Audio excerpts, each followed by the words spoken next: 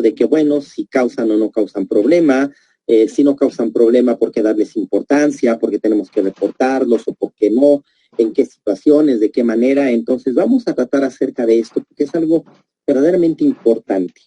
Y ya el día de mañana, primeramente Dios, estaremos hablando particularmente de los protozoarios, parásitos y de los helmintos. Entonces, vamos adelante sin más preámbulo en nombre de Israel. Voy a compartir la pantalla.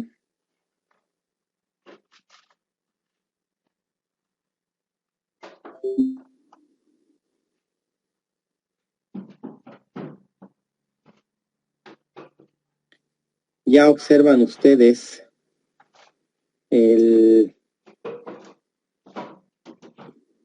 la presentación. Sí, mi estimado doctor, perfectamente. Ahora está con pantalla completa, cuando guste. Perfecto. Pues vamos entonces a hablar acerca de los fundamentos físico-químicos de las tinciones, que es algo que nosotros debemos de tomar muy en cuenta. Esta situación de estos principios físico-químicos prácticamente es entender el secreto de las tinciones. ¿Por qué? Creo que a todos nos ha pasado, todos hemos sido víctimas de una situación muy en particular cuando tratamos de hacer una tinción. De las tinciones, creo que la más noble de todas es la tinción de Gram. La tinción de Gram creo que es la más sencilla de ellas y aún así, si se nos pasa o no dejamos el tiempo suficiente, el mordente, que es en este caso la solución de yodo-lugol, pues bueno, puede ser que de repente veamos estructuras que debiendo ser gram positivas nos queden gram negativas y bueno, entonces tiene un cómo, tiene un por qué, pero es de las tinciones pues más sencillas en sentido de que los pasos nos permiten dar generalmente buenos resultados. Sin embargo, pues no es la única tinción, ¿estamos de acuerdo? Tenemos tinciones que van a tener utilidad para prácticamente todas las áreas del diagnóstico, la parasitología, la hematología, vamos a necesitar hacer tinciones para diagnóstico citopatológico, para diagnóstico anatomopatológico a través de cortes histológicos, en fin, es una gran variedad y el entender el fundamento de las tinciones a lo que nos va a ayudar es a poder determinar cuando una tinción no nos sale, y es precisamente a lo que me refería de que todos hemos sido víctimas de realizar una tinción tal cual, así, tal cual está descrita en el manual que nos dieron en la escuela, en el manual de procedimientos de laboratorio clínico, el hospital, lo que sea. Y resulta que aún siendo sumamente meticulosos en el seguimiento de todos los pasos, no nos sale. No obtenemos los resultados que nosotros esperaríamos. Y entonces está mal el manual, está mal la técnica, ¿qué hice mal? Bueno, el punto y el secreto está en esto. Así que en nombre sea de Dios, vamos a comenzar. Para poder hacer tinciones, generalmente tenemos que realizar, a menos que la tinción sea vital o supravital, tenemos que realizar un procedimiento que se llama fijación. Y la fijación es un proceso mediante el cual lo que vamos a hacer es detener el metabolismo celular. Y obvio, al detener el metabolismo a nivel celular, esto se hace extensivo a nivel tisular y a nivel de todo el organismo, si es que este es un organismo pluricelular, un metazoario, ¿estamos de acuerdo? Si se trata de un organismo unicelular, pues obvio que va a quedar prácticamente detenida pues, todas las funciones metabólicas de esta célula. Pero un detalle importante con respecto a esto es que una vez que se ha detenido el metabolismo de las células, este organismo va a conservar la integridad estructural de manera que se va a poder conservar por un prolongado tiempo. ¿Estamos de acuerdo? Y dependiendo de las características de la fijación y de la conservación que nosotros le demos, pues esto va a poder ser incluso prácticamente de una manera permanente. ¿Estamos de acuerdo?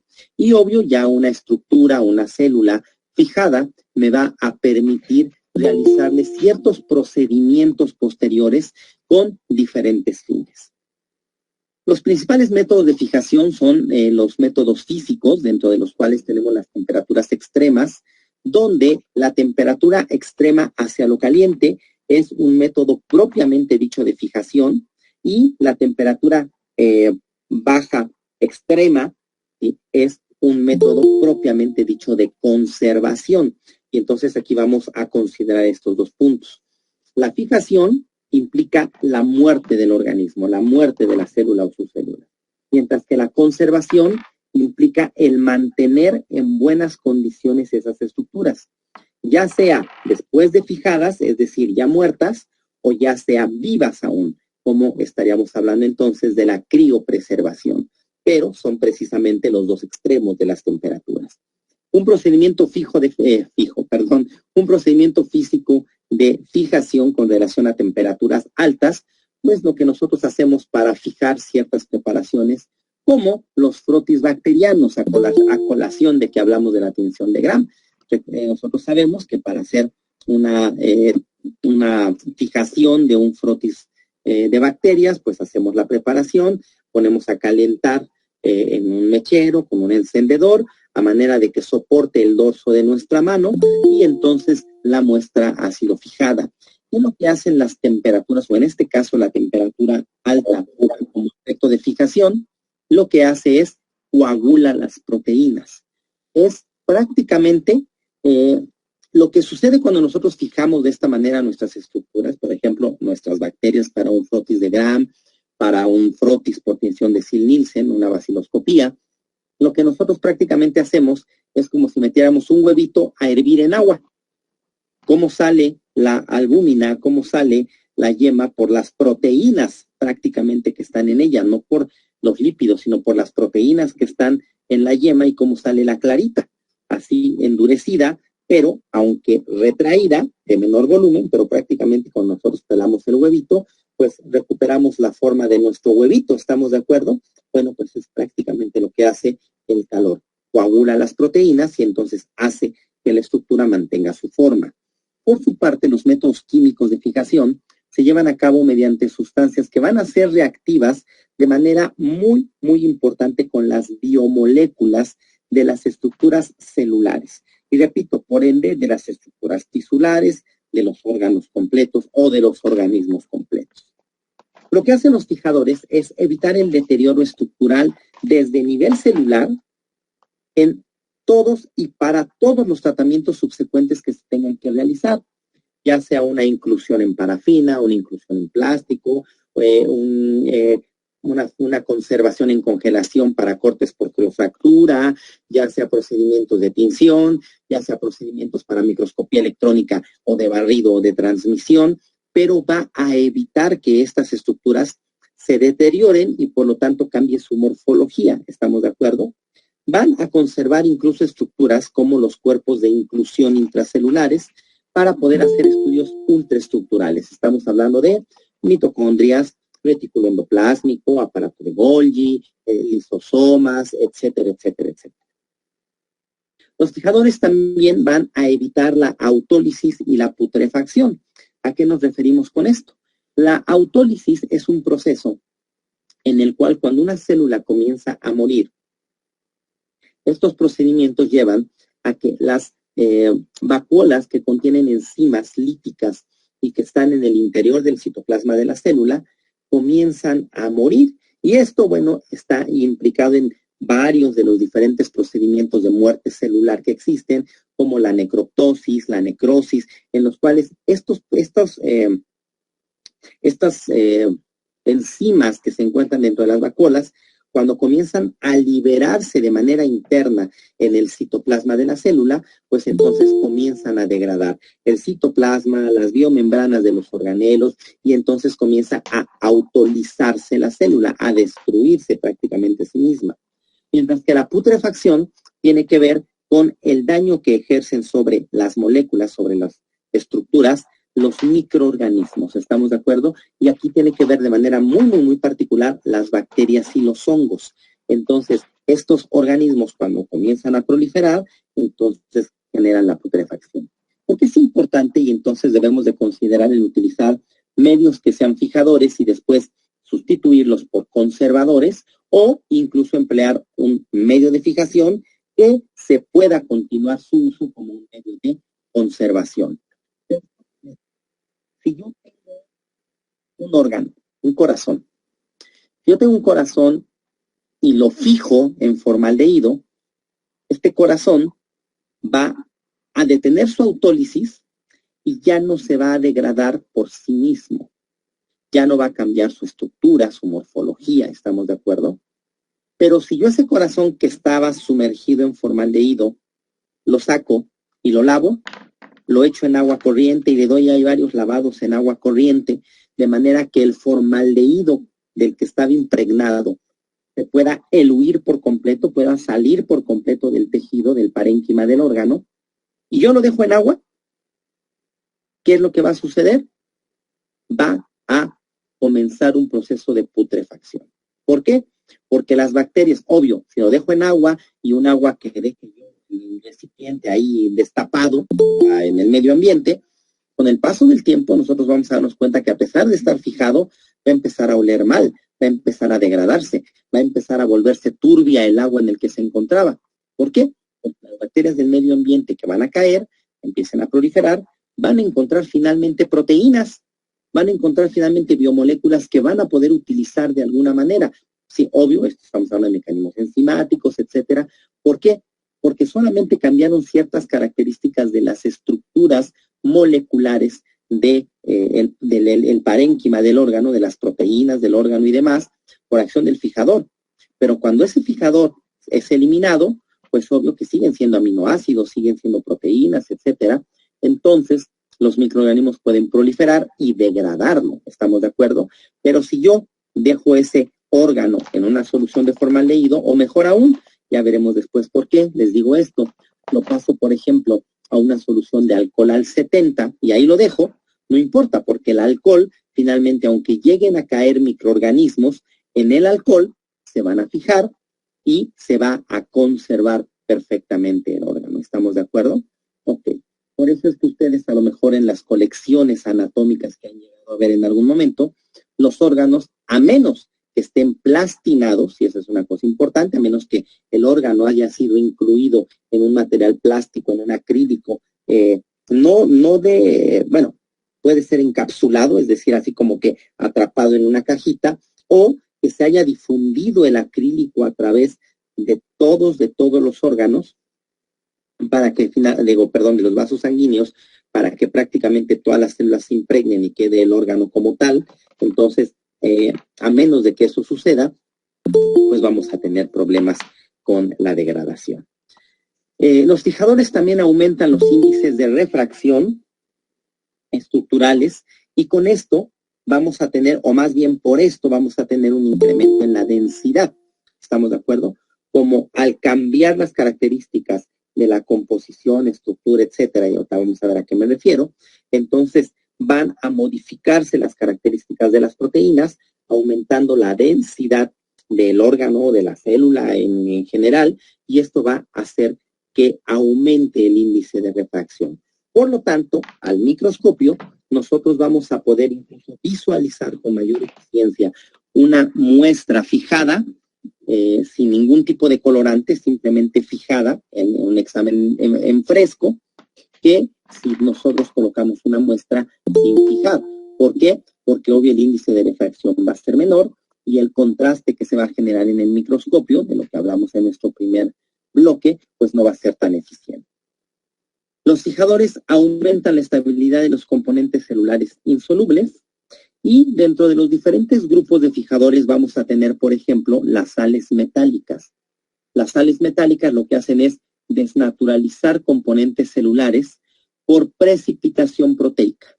Se pegan por las cargas que tienen. Ustedes saben que dentro de los aminoácidos tenemos aminoácidos ácidos, que tienen carga negativa, aminoácidos básicos que tienen carga positiva, y tenemos los neutros, pero finalmente los alifáticos también, pero finalmente la parte más importante en cuanto a reactividad son los ácidos y los básicos.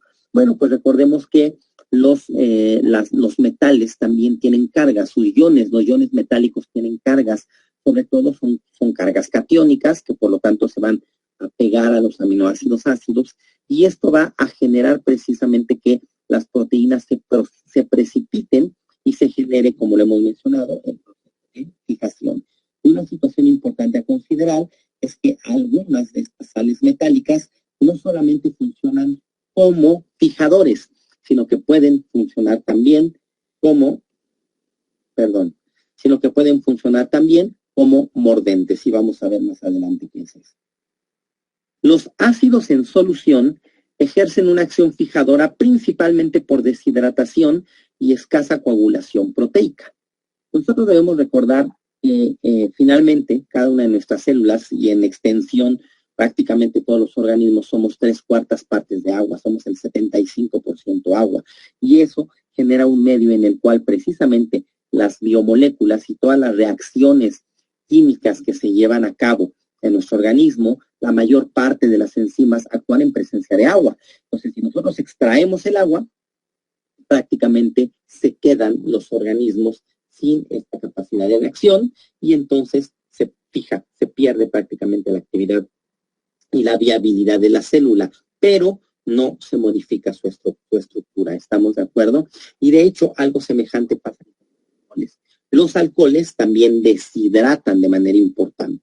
Por eso es que se puede utilizar como medio de fijación, por ejemplo, el alcohol al 70, alcoholes absolutos, dependiendo de qué es lo que queramos fijar y para qué lo vayamos a utilizar. ¿Estamos de acuerdo?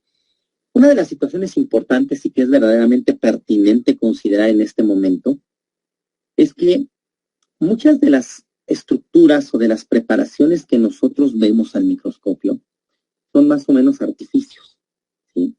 ¿Recuerdan ustedes cuando hablábamos de microscopía, que les hablaba de los microscopios acústicos y que decía, finalmente estos microscopios me permiten observar las estructuras en condiciones normales, porque simple y sencillamente el colocar entre porta y cubre una célula en un medio líquido, pero finalmente con el cubre que ejerce un peso, una presión, pues esto modifica ciertas características. ¿Estamos de acuerdo? Bueno, pues aquí estamos hablando de lo mismo.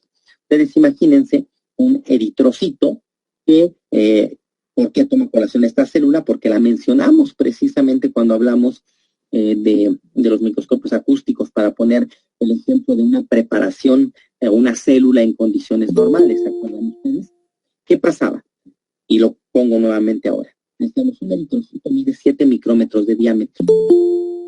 7 micrómetros de diámetro, ok, muy bien. ¿En dónde lo mediste? ¿Cómo lo mediste? ¿Lo mediste en fresco? Muy bien.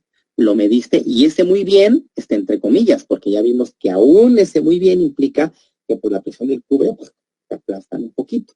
Pero ¿qué sucede si tú mides un eritrocito que haya sido teñido, por ejemplo, con tinción de Wright, con tinción de Ginza, que hayan sido fijados con metanol? El metanol es un alcohol, deshidrata, las estructuras se retraen, pierden volumen. Cuando una célula o una estructura es fijada por deshidratación, pierde volumen, y entonces hacen las pequeñas. Entonces realmente, ¿dónde mide un eritrocito? 7 micrómetros, teñido en fresco, en la vida real, dentro de nuestros vasos sanguíneos, en condiciones fisiológicas. Entonces, bueno, pues ahí ustedes ya a lo mejor empiezan a, como yo de repente, a divagar un poco, ¿no? Con ciertas cuestiones de lo que de repente leemos como reportes en la ciencia. Sin embargo, pues bueno, es importante tomar parámetros estándar, ¿estamos de acuerdo? Pero vean cómo sí pueden llegar a darse modificaciones de ciertas cosas como el tamaño, cuando incluso simplemente realizamos un procedimiento de pinza. Entonces, así es como funciona. Tenemos los compuestos orgánicos puros o disueltos en agua, como por ejemplo el formaldehído, que disuelto en agua se llama formol, y estos reaccionan con los grupos aminoproteicos, con los grupos de los aminoácidos, y les confieren una gran estabilidad estructural, pero hacen una desnaturalización de la proteína. ¿Ustedes se acuerdan de la estructura terciaria de las proteínas? ¿Se acuerdan? Nosotros tenemos la estructura primaria, que es la cadena polipeptídica, tenemos la estructura secundaria, que corresponde a las alfa hélices o a las láminas beta plegadas, y nosotros tenemos la estructura terciaria de las proteínas, que son las proteínas globulares, cuando precisamente van tomando conformaciones voluminosas, ¿estamos de acuerdo? Por precisamente la afinidad de las cargas. Pues precisamente estos compuestos generan que estas estructuras cambien su conformación y se hagan más compactas. Por eso aumenta su densidad, porque se hacen más compactas, se retraen y entonces generan precisamente estos cambios. Pero al generar estos cambios, su estructura se hace más estable y no se modifica su morfología. ¿Estamos de acuerdo? Pero sí finalmente, al cambiar la estructura, la célula muere.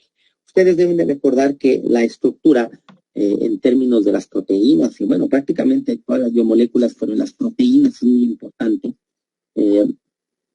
Tiene que ver también con los lípidos de una manera muy importante. Los carbohidratos sí tienen esta función doble de ser, bueno, me refiero a la función de tener actividad metabólica, pero también función estructural, pero sin embargo, en ese orden viene la importancia, proteínas, lípidos y carbohidratos. Obvio, pues los ácidos nucleicos también estamos de acuerdo. Pero cuando nosotros a una proteína la desnaturalizamos, es decir, le cambiamos la forma, automáticamente pierde su función, y al perder su función, pues la célula y por ende el organismo completo muere. Entonces se fija. ¿Estamos de acuerdo? Ok.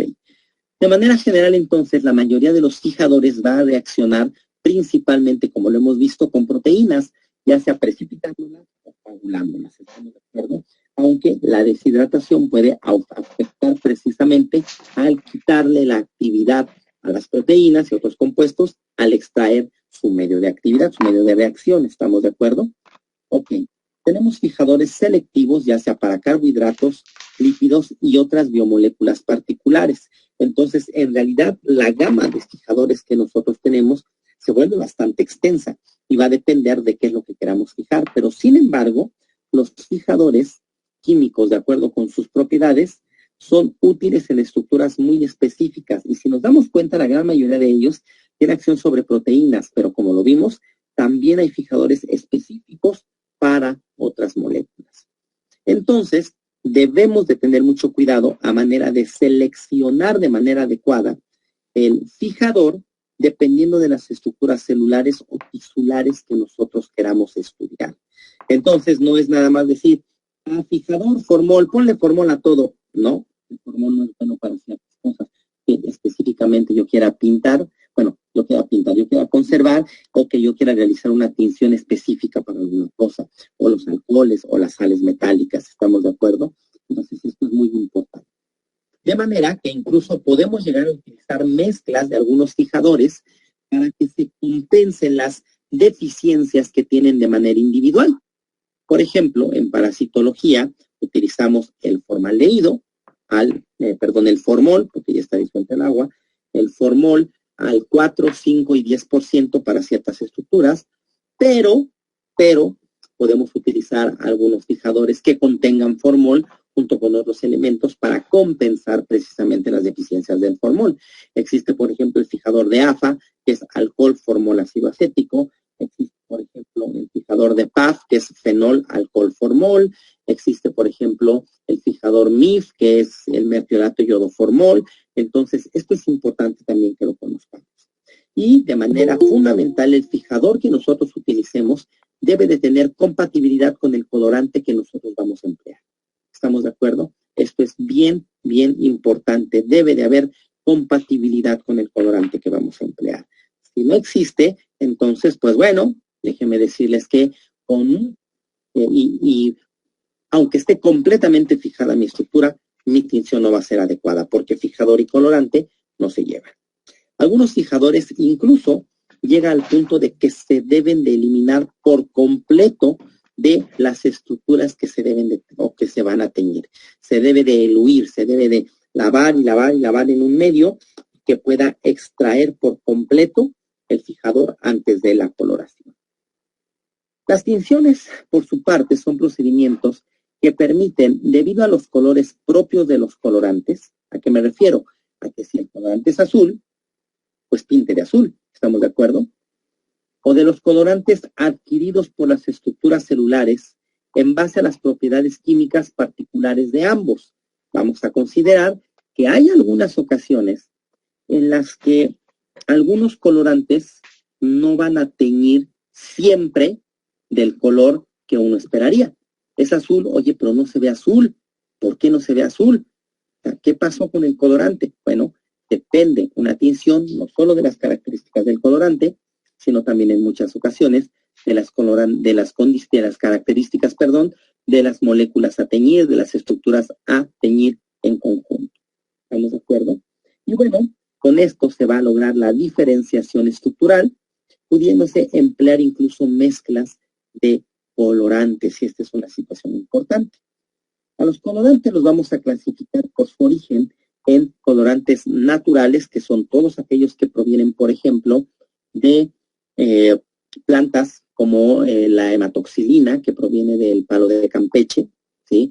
Como por ejemplo el púrpura panza, que proviene, así se llama un colorante, de verdad, el púrpura panza, que proviene de un molusco, o el ácido carmínico, que proviene de la grana cochinilla, que es un insecto.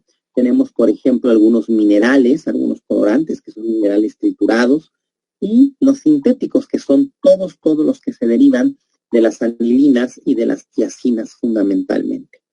Por las características químicas, como lo habíamos mencionado, vamos a tener colorantes ácidos, que van a ser aquellos que tienen carga negativa, ¿sí? Su carga global, la carga global de la molécula, va a ser negativa, mientras que los colorantes básicos, ojo, no alcalinos, no podemos decir alcalinos, porque cuando hablamos de alcalinos solamente nos podemos referir a aquellos compuestos que estén formados con metales del grupo 1A y grupo 2A de la tabla periódica, los metales alcalinos y alcalino-térreos, ¿estamos de acuerdo? Entonces, fuera de esos compuestos en particular, nosotros tendríamos que hablar de compuestos básicos, ¿estamos de acuerdo? De hecho, si ustedes recuerdan, las teorías no se llaman teorías ácido-alcalino, se llaman teorías ácido-base. Ok. Entonces, los colorantes básicos van a ser aquellos que tengan una carga parcial positiva, y esto pues determina su solubilidad, y esto es también muy importante. Ustedes a veces encuentran colorantes que, por ejemplo, dicen es soluble en alcohol, es soluble en solución de agua acidulada, es soluble en agua corriente, bueno, en agua destilada, pero agua. Entonces, ¿por qué? Pues precisamente por estas características de la carga que pueden en un momento dado exhibir. Los colorantes neutros son los que se obtienen cuando mezclamos un colorante ácido y un colorante básico, donde cada uno de ellos va a teñir a las estructuras de acuerdo a su afinidad química. Es decir, los colorantes ácidos van a teñir estructuras que tengan característica básica, y los colorantes básicos van a teñir estructuras que tengan características ácidas. Punto final. ¿Estamos de acuerdo? Entonces, ustedes se pueden dar cuenta, la mayoría de las tinciones son reacciones ácido-base. Ustedes saben qué es lo que resulta de teñir, qué es lo que resulta de hacer reaccionar un ácido con una base. El resultado químico es una sal y agua. ¿Estamos de acuerdo? Entonces, ¿qué es lo que sucede?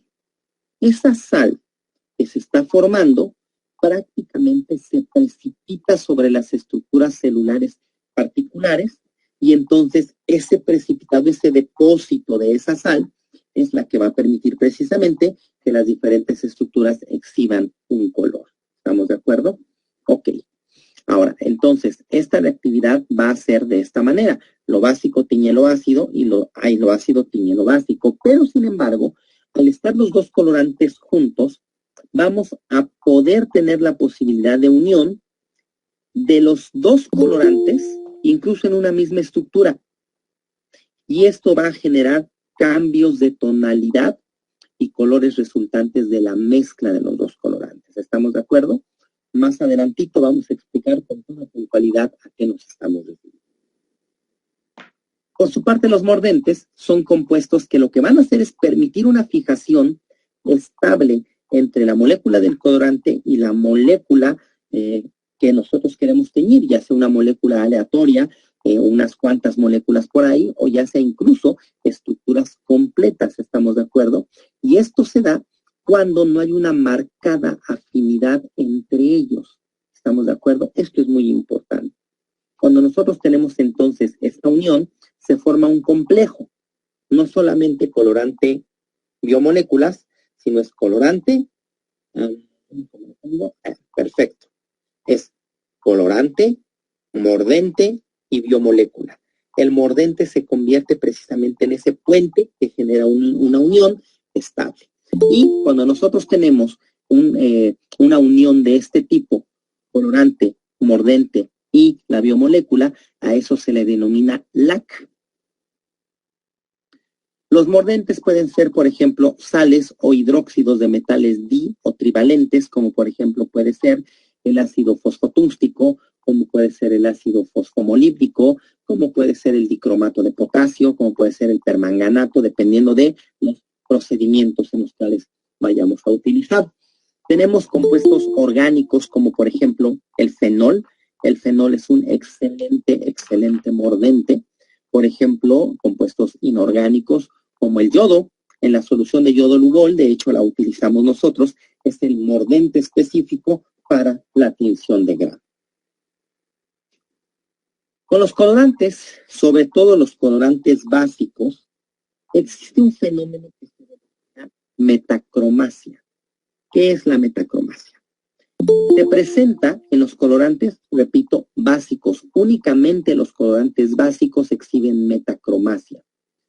Y esto genera que en ciertas condiciones el compuesto o la estructura que se va a teñir, o que se está teñiendo, más bien dicho, va a exhibir una tonalidad o incluso un color diferente al propio del colorante.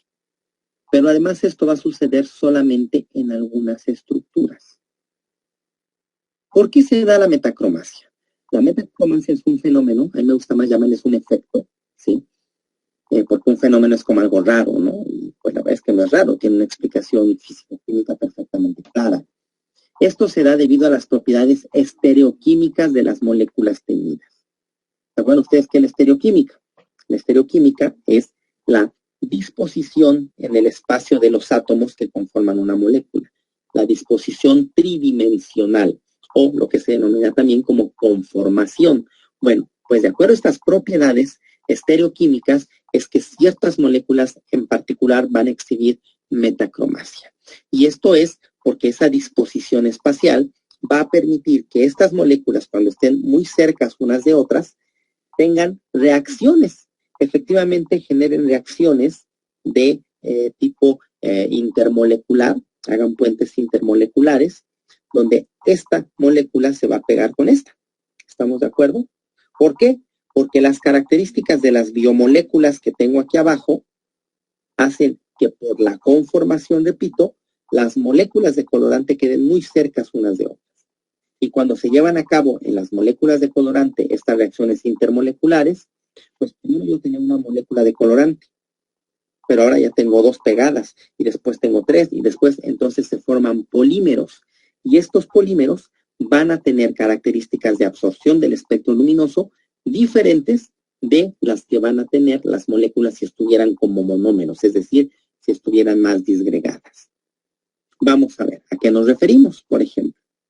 Si yo tengo esta imagen que corresponde a un aspirado de médula ósea de una leucemia de precursores linfoides, ustedes pueden observar, bueno, antes que eso, esta es una tinción con colorante de Wright.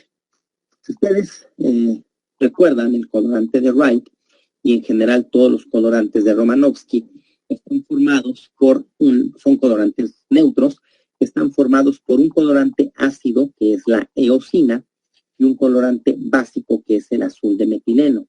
Pero el azul de metileno no se encuentra como azul de metileno ya. Es un azul de metileno que está oxidado y que puede tener incluso 3 grados de oxidación. Cuando el azul de metileno se oxida ya no se le llama azul de metileno, se le llama azur de metileno.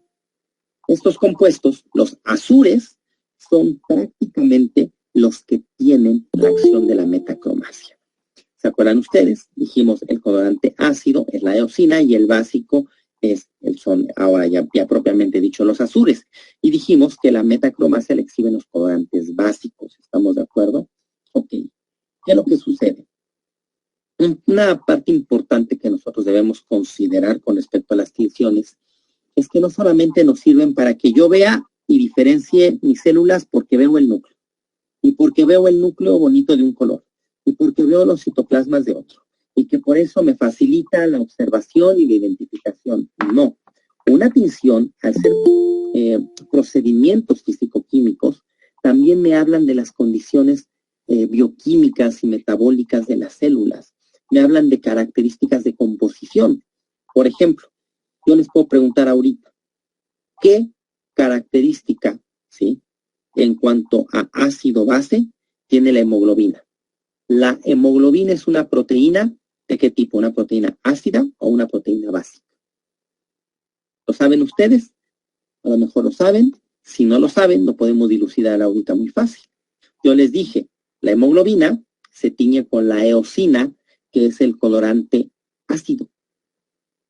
En automático yo sé, si la eosina es ácida y los eritrocitos se tiñen con la eosina, quiere decir que la hemoglobina tiene características básicas. Es una proteína básica. Así de sencillo. ¿Por qué los gránulos de los eosinófilos se tiñen con la eosina? Pues porque lo que se tiñe fundamentalmente, el mayor componente de estos gránulos es la proteína básica mayor del eosinófilo. ¿Entienden? Ahora, cuando nosotros hablamos entonces de las células o las estructuras que se tiñen con los azures, ¿qué características tienen? Vean ustedes. Yo tengo el citoplasma de estas células, estoy señalando con la flecha, azules, ¿estamos de acuerdo? Vean ustedes estos halos citoplásmicos y estas pequeñas proyecciones de la membrana o bullas de la membrana que le llaman, son azules, ¿estamos de acuerdo? Ok. De acuerdo a las afinidades químicas, ciertas moléculas tienen algunas nomenclaturas en particular, ¿estamos de acuerdo? Por ejemplo, si la molécula se tiñe con el colorante básico, pues esa molécula es basófila. Si la molécula, la estructura, se tiñe con el colorante ácido, entonces es acidófilo. Y como en el caso particular de estas tinciones el colorante ácido es la eosina, pues entonces se les llaman eosinófilas. La hemoglobina es una proteína eosinófila porque es básica. Los gránulos de los eosinófilos se llaman eosinófilos, pues porque son afines a la eosina, porque es una proteína básica la que tienen mayoritariamente. Ahora, cuando son afines al colorante básico, se les denomina basófilos, ¿vale?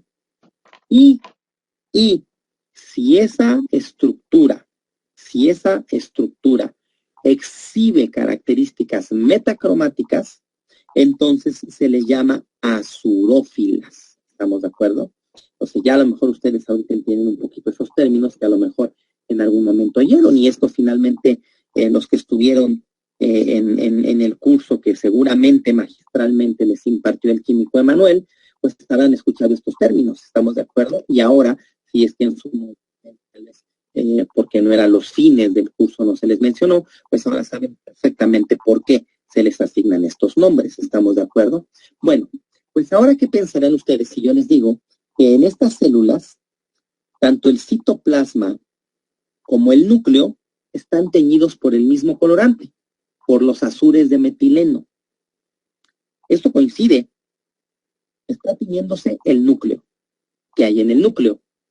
Pues los ácidos, ácidos nucleicos, por lo tanto, son afines al colorante básico. Son reacciones ácido-base. ¿Estamos de acuerdo? Ok. Entonces, ¿es afín al colorante básico? Perfecto. Pero el colorante básico es azul. Y ya es un azul, ya está oxidado, pero yo lo veo en el frasco y lo veo azul. Porque esto se tiñó como de violeta, como de morado, magenta, un colorcito así, ¿no? Como azul rojizo. ¿Por qué? Pues por el efecto de la metacromasia. ¿Estamos de acuerdo? Ahora, un detalle importante. Piensen ustedes, digo, si no me quiere contestar alguien, les doy 30 segundos para ver si alguien se anima. Saben que me gusta interactuar con ustedes. Digan ustedes qué características el citoplasma de estas células, de estos precursores linfoides, o incluso de los linfocitos. ¿Alguien se anima?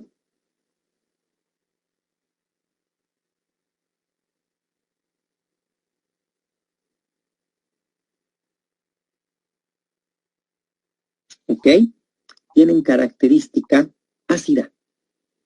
Esas proteínas son ácidas porque se están tiñendo con el colorante básico. Son proteínas basófilas. ¿Estamos de acuerdo? ¿Ok?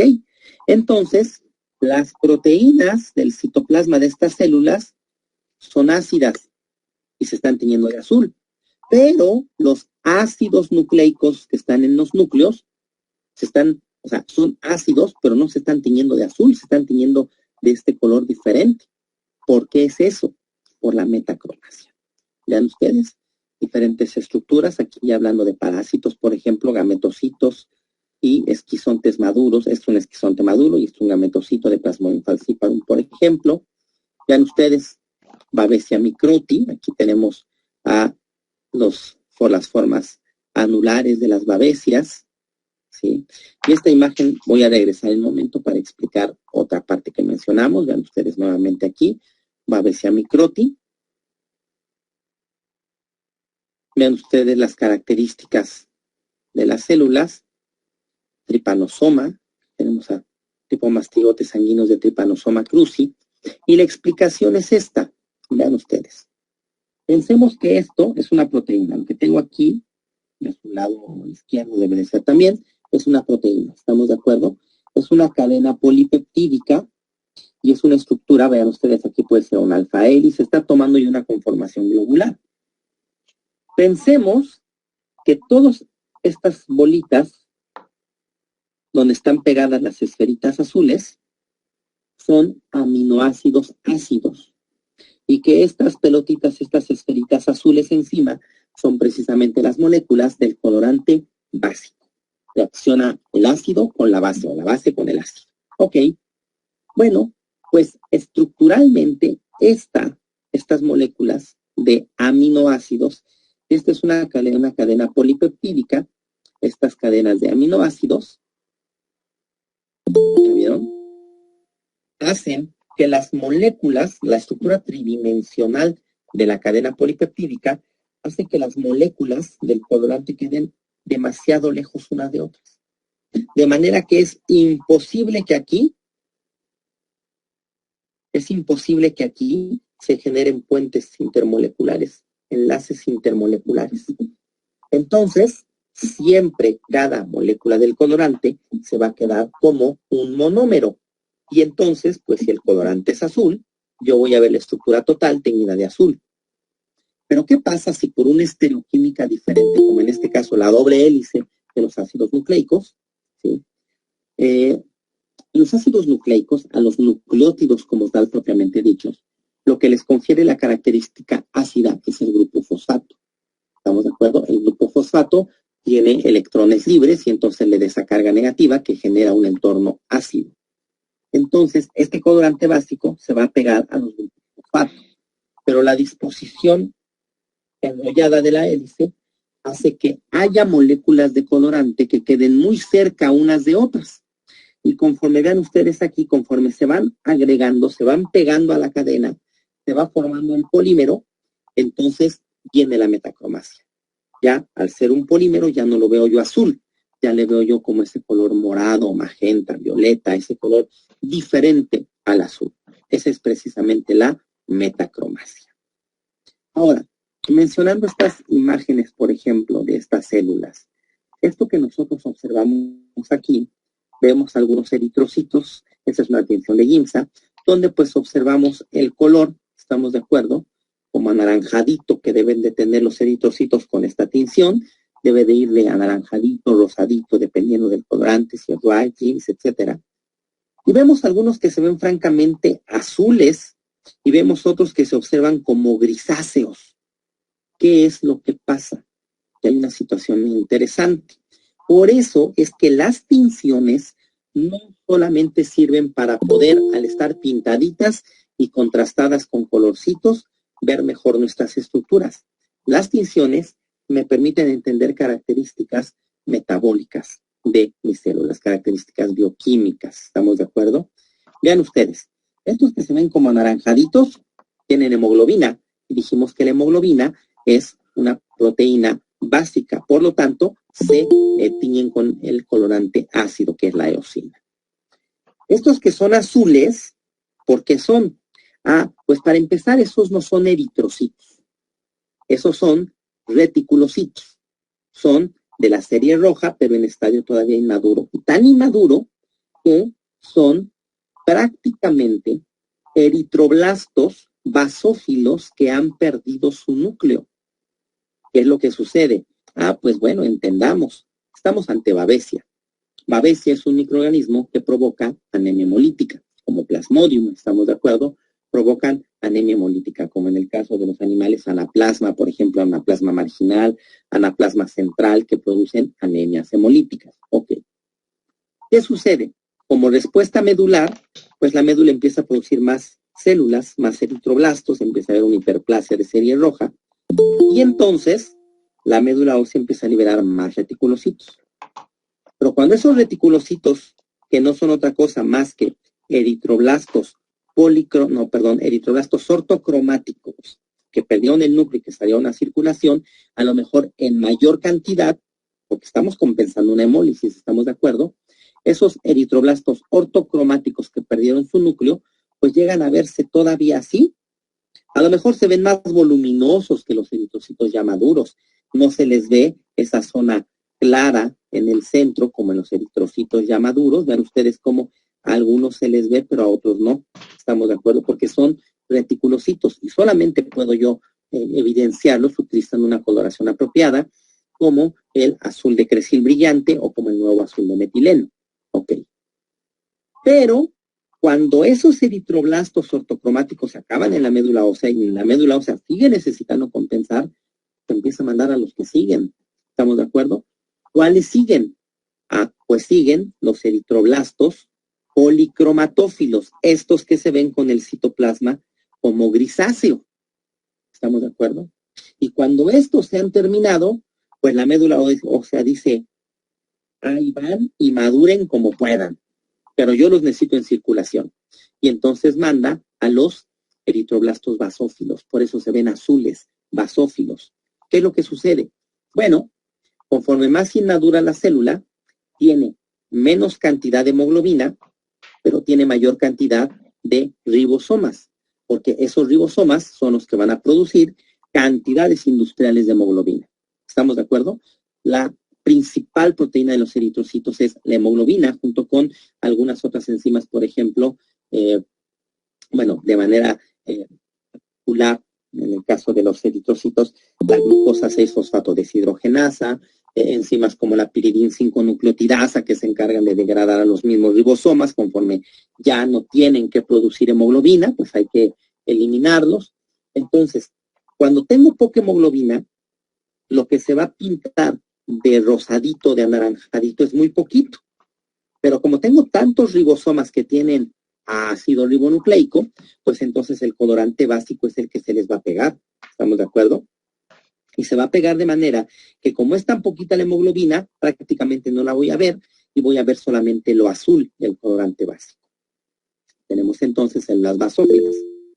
Por otro lado, conforme se va sintetizando mayor cantidad de hemoglobina, la cantidad de ribosomas empieza a disminuir.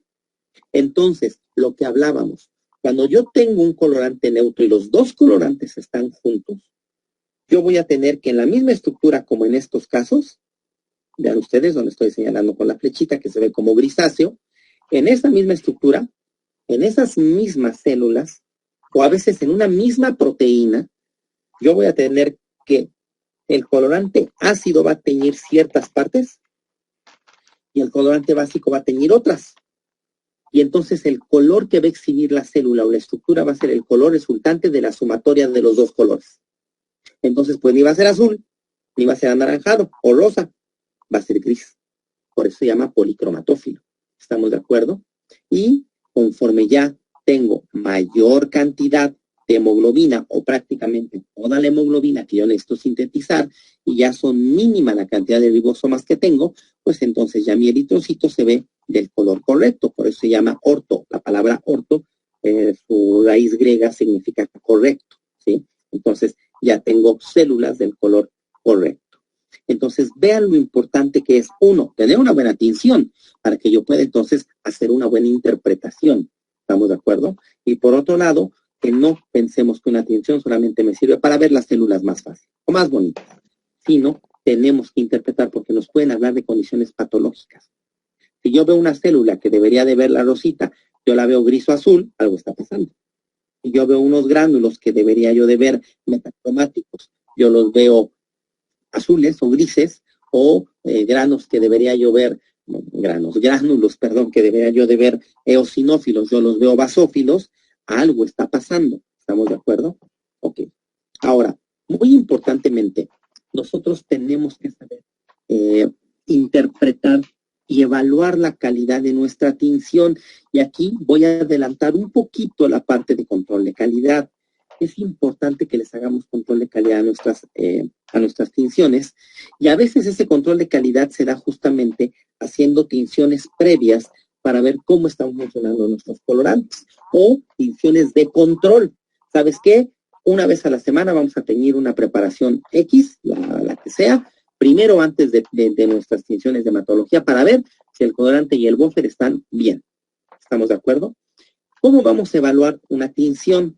Bueno, imaginen ustedes que yo digo, esta tinción está mal, está fea, o sea, no, los eritrocitos no son de ese color, ¿sí? Pensemos en que yo no sé mucho de hematología y solamente voy a ver la tinción. Yo digo, no, pues estos no están bien, ¿estamos de acuerdo? Se ven raros. Bueno, pues aplicando conocimiento yo puedo decir, a ver, ¿de qué color tienen que ser los eritrocitos? Anaranjaditos, rosaditos. Ah, ok. Tengo células así. Tengo células con esa característica correcta de tinción, de afinidad tintorial. Caray. Entonces, estos, pues más bien algo tienen. Si yo tengo una célula, por ejemplo, un linfocito, y yo veo que el núcleo del linfocito, o de como en este caso del neutrófilo, está teñido, y además está metacromático, está diferenciado, y tengo mis eritrocitos, la gran mayoría de ellos, o algunos de ellos, dependiendo del grado y de la enfermedad, los tengo de color correcto, pues entonces quiere decir que mi tinción está bien, y esas anomalías tintoriales, esas anomalías en el color, verdaderamente más que una mala tinción, están evidenciando un proceso patológico, una alteración. ¿Estamos de acuerdo? Ojo. Ok. Ahora, los colorantes requieren por lo regular un tiempo de maduración antes de que nosotros los utilicemos de manera eficiente. Si este tiempo de tinción no se cumple, no vamos a tener tinciones adecuadas. La gran mayoría de los colorantes requieren maduración. Hay algunos que no, son muy pocos. Por ejemplo, la fuchsina fenicada o carbolfuchsina, que se emplea para la tinción de Sil-Nielsen, para la tinción de Kinjun modificada. Es un colorante que, como lleva un mordente muy eficiente, que es el fenol, yo puedo prácticamente preparar mi colorante, inmediatamente empezar a usarlo con excelente resultado.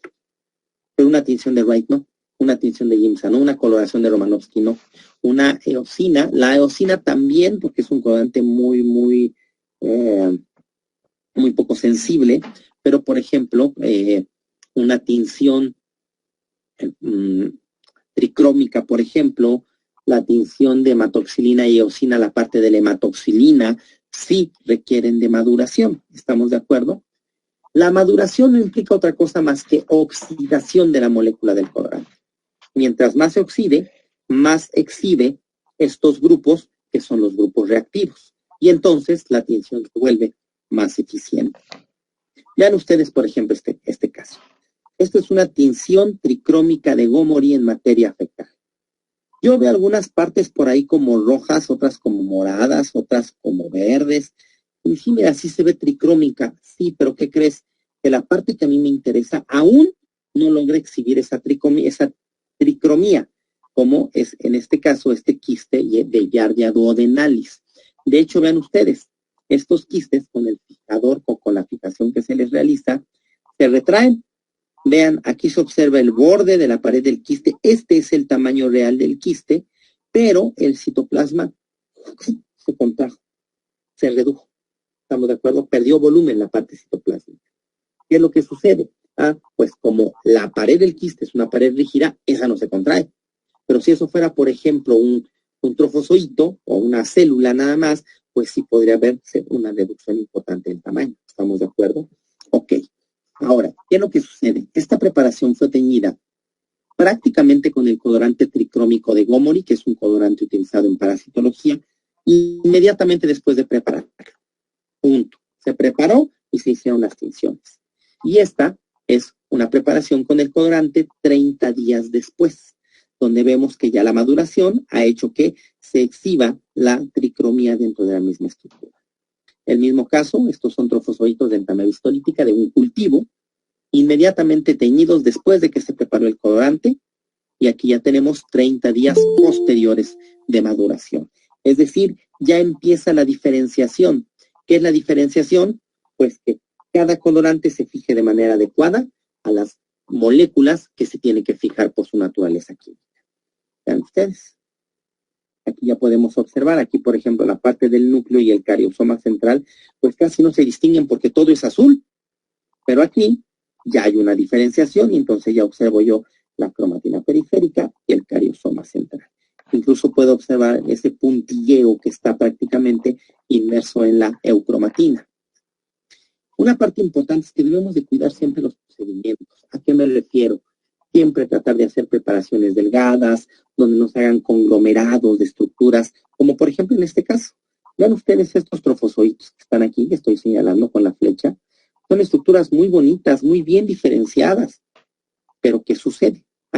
Pues lo que sucede es que como quedó apelotonado, o sea, conglomerado todo, ese acúmulo tan grueso no logra hacerse un proceso de decoloración adecuado.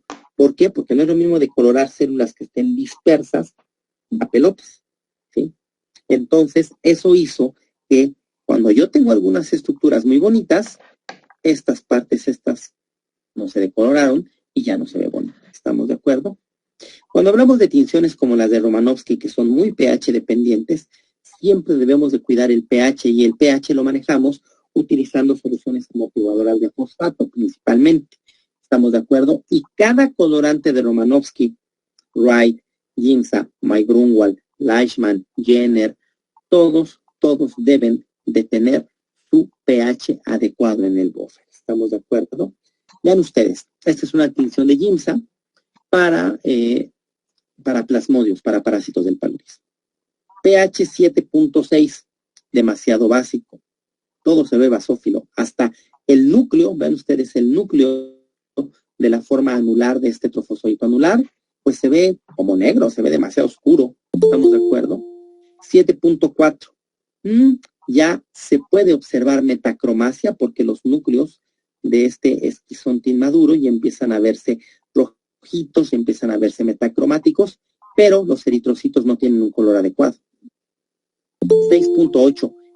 Fíjense ustedes, el buffer con el pH adecuado para la tinción de Wright, pero aplicado en la tinción de Ginza, se ve demasiado eosinófilo, se ve muy tenue, los eritrocitos tienen un color sumamente pálido, la metacromacia pues se ve muy poquito, prácticamente no se aprecia, ¿sí? Estamos de acuerdo, prácticamente no se aprecia no se aprecia basofilia. ¿Por qué? Pues porque el entorno es ácido, entonces hay mayor predominio de la eosina. ¿Estamos de acuerdo? Finalmente, ¿qué es lo que pasa? La eosina es un colorante ácido, pero pues al ser el entorno ácido queda demasiado disperso. Mientras que al pH adecuado de 7.2, pues los eritrocitos tienen un color más adecuado, se observa lo basófilo del citoplasma del parásito, se observa la metacromacia y se alcanza a observar ese puntilleo, ¿sí? Que en este caso corresponde a las granulaciones que se observan dentro de los eritrocitos parasitados y que dependiendo de su tamaño, de su distribución, de su color, me ayuda a identificar la especie de plasmodium de que se trata. Las granulaciones de Schuffner, las granulaciones de Maurer y las granulaciones de Seaman.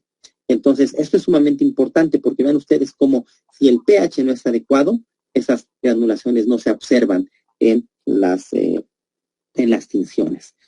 Como ejemplo, por ejemplo, la tinción tricrómica de Gomori es una tinción que pues emplea lo que llamamos un tren de tinción bastante largo. Se llama tren porque son pasos sucesivos, de uno pasa a otro, de otro pasa a otro, de otro pasa a otro, donde utilizamos una gran cantidad de vasos de Coplin, ¿sí? Con alcohol al 70, uno con alcohol yodado, el colorante, una solución de alcohol ácido para decolorar y diferenciar, una solución de alcohol del 96 para frenar la decoloración y que no se pierda esa tricromía por decoloración y comenzar a eluir el ácido, el alcohol absoluto que me permite terminar de eluir el ácido y empezar a deshidratar, y el gilol que finalmente me va a permitir deshidratar por completo mi muestra. Este tren de tinción es bastante complejo, bueno, en el sentido de la gran cantidad de vasos que utiliza, de vasos para tinción o vasos de Coplin. Y aquí yo les quiero mostrar es que además estos vasos o este tren de tinción es caro. ¿Por qué? Vean ustedes que aquí, de hecho, este es el laboratorio de la Facultad de Medicina y Veterinaria en la UNAM, de la UNAM, en Ciudad Universitaria, donde cada año damos cuenta, espero que ahora ya lo retomemos, primero Dios, ya que ha pasado la pandemia, aunque pues sorpresa, ya los casos de COVID ya nos empezaron a subir otra vez en México, ya están viendo que si suspenden clases, que si sí, que si no, que si, etcétera. Bueno, Dios dirá. A veces la gente no es muy ordenada, que digamos.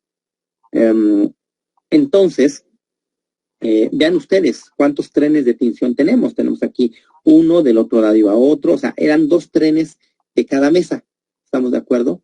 Y son 3 mesas, entonces estamos hablando de 1, 2, 3, 4, 5, 6, 7, 8, 9, 10 vasos por tren de tinción, 20 vasos por tren de tinción, por 3 mesas, 60 vasos de Coplin. Es mucho material. Ok, es un curso, es una universidad y no quiero decir de todo, porque ojalá fuera así, tampoco es cierto, pero bueno, se ha ido haciendo de este material para estos cursos. Pero sin embargo, estos vasos de Coplin de vidrio son caros. Aquí en México estamos hablando de que cada vaso de Coplin te cuesta cerca de 800 pesos. ¿Estamos de acuerdo? Entonces, imagínense lo que sale este tren de tinción, cerca de 8,000 pesos. Estaríamos hablando como de... Déjenme les hago la cuenta, mejor para que los engaño. ¿Estamos de acuerdo? Son como $390 más o menos. ¿Vamos? Entonces, pues ya es un dinerito, estamos de acuerdo, decimos aquí en México, ya es una lana. Entonces, lo que sucede es que estos vasos se recomiendan y se recomiendan principalmente de vidrio, porque los vasos de plástico, con meter y sacar las preparaciones, los objetos se pueden rayar, y en ese rayado se acumulan ciertas o residuos del colorante que pueden llegar a una contaminación, pueden llevar a una contaminación de las soluciones, y eso me modifica las características de mi tinción. Y vean ustedes, hablando por ejemplo de la evaluación de las tinciones. Yo aquí veo una tinción, sí veo algunas otras cosas que exhiben diferentes colores, pero vean como por ejemplo estas que son las estructuras parasitarias que me interesan, como este trofozoito de entameristolítica, se observa rojizo completamente, y solamente observo el núcleo, pues porque se ve más intensamente teñido, pero no hay diferenciación, por lo tanto, no es una buena tinción. Aunque el trofozoito se observe muy bien, no es una buena tinción tricrómica. ¿Estamos de acuerdo? Entonces, debemos de saber evaluar, que se vea lo que queremos y que se vea como se debe ver de acuerdo a la tinción que nosotros estamos utilizando. Aquí tenemos, por ejemplo, trofozoitos de Pentatrichomonas hominis. Aquí se alcanza a ver un poquito los flagelos. Se observa el axostilo, por ejemplo. Y de manera importante, con esto nosotros no solamente hacemos material diagnóstico, sino que también utilizamos material de referencia. Nosotros podemos hacernos en nuestro laboratorio o en nuestra universidad, en nuestra escuela, de nuestro propio material de referencia e incluso de enseñanza. ¿Estamos de acuerdo? Este material pues nos permite usarlo como material comparativo en casos de diagnósticos dudosos, para entrenar personal nuevo o con menos experiencia. Y bueno, simplemente tenemos que recordar que en el caso del control de calidad, pues resulta que el material de referencia es uno de los requisitos para certificación. El montaje de las preparaciones, pues es importante a través de resinas sintéticas, con la cual podamos ponerle su cubreobjetos a nuestras preparaciones. Y esto es importante, ¿por qué? Pues es importante porque nuestros microscopios, puede ser, y lo más seguro, es que nos pidan observar las preparaciones con cubreobjetos. ¿Estamos de acuerdo? Entonces, muy importante estas resinas. Vean ustedes solamente algunas preparaciones. Vean ustedes estos quistes de Yarda duodenalis, algunas preparaciones donde observamos, vean ustedes, quistes de Endolimax nana, diferentes estructuras teñidas. El tren de tinción nuevamente, que si a lo mejor ustedes dicen, híjole, es mucho dinero, no se preocupen, siempre hay opciones. Tenemos, por ejemplo, estas cajitas portalaminillas que se utilizan realmente para transportar, preparaciones de un lugar a otro. Pero si yo las pongo, las rotulo y tengo ahí mi material, a cada una de estas les cabe 5 preparaciones como mi cajita de Coplin, y yo puedo en estas realizar mis tinciones sin problema. Lo único que necesito es que cuando, o en la posición de mi tren de tinción donde yo vaya a poner el gilol, ¿sí? Pues es conveniente poner un vaso de Coplin, de vidrio preferentemente, o lo que les mencionaba, pues pueden ser de plástico y no hay problema. Y bueno, ya nada más para terminar, las tinciones no solo se utilizan con los protozoarios. Vean ustedes, como podemos tener en el caso de los helmintos, en el caso, por ejemplo, de los coccidios intestinales y de Cryptosporidium, aquí tenemos o quistes de Cryptosporidium, y finalmente estos me van a permitir el poder tener observaciones y además información importante que me hable de la condición de salud o enfermedad de mis células, de mis organismos. ¿Estamos de acuerdo? De hecho, para muestra, pues basta un botón muy importante, como es, la técnica de Papa Nicolau.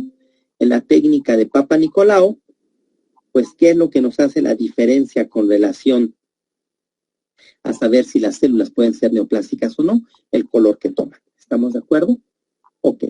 Pues vamos a seguir ahora con la otra parte que corresponde a los protozoarios comensales del tubo digestivo.